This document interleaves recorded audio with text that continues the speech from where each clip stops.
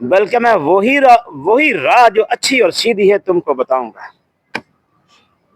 اس کے باوجود تسلیم نہیں کیتا، حضرت اسماعیل علیہ السلام نے تسلیم نہیں کیتا کہ جو تم کہہ رہے ہو، لیکن اللہ رب العزت کا جڑا حکم ہے وہی میرے اتنے لاگو ہونا ہے، تو میں وہ مطابق زندگی گزارنی ہے، وہ مطابق چلنا، اور سیدھی راہ تمہیں میں دستا رہنا جنی دیر تک میری زندگی ہے۔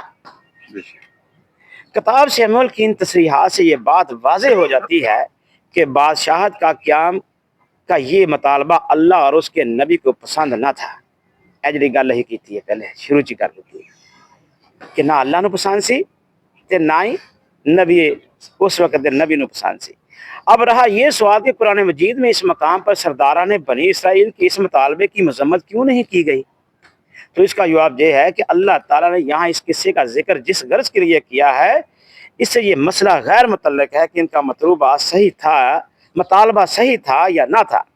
یہاں تو یہ بتانا مقصود ہے کہ بنی اسرائیل کس قدر بزدل ہو گئے تھے، اے دسنا مقصود ہے اللہ رب العزت کا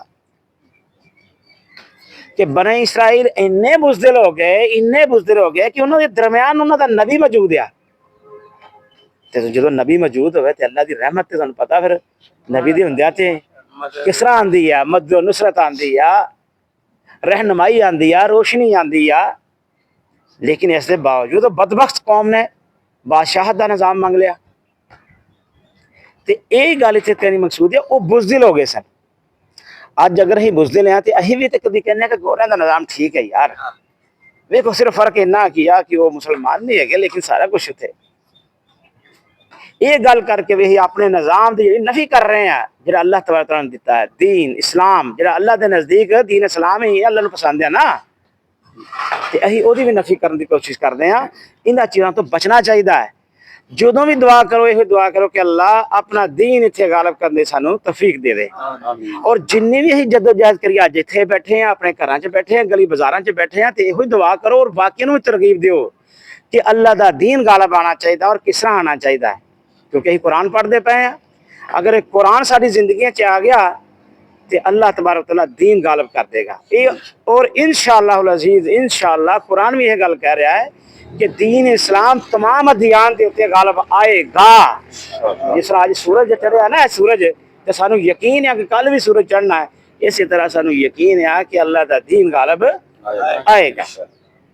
اتنے بھی یہ دسیا گیا بنی اسرائیل کس قدر بزدل ہو گئے تھے اور ان میں کس قدر نفسانیت آ گئی تھی اور ان کے اندر اخلاقی انضباط کی کتنی کمی تھی، جس کے سبب سے آخر کار وہ گر گئے۔ اور اس ذکر کی غرض یہ ہے کہ مسلمان اسے عبرت حاصل کریں اور اپنے اندر یہ کمزوریاں پرورش نہ کریں۔ مسلمانوں واسطے ہے کہ عبرت حاصل کرو، اپنے اندر جڑی کمزوریاں وہ نہ پالو، تو پھر تھی کمزور ہوندے چلے جاؤ گے۔ اللہ دے نظام کی طرف رجوع کرو، قرآن و سنت کی طرف رجوع کرو، تو پھر اللہ تبارک تعالیٰ دی تواڈے تے مدد بھی آئے گی، تے اللہ تبارک تعالیٰ تانوں رہنمائی بھی دے گا۔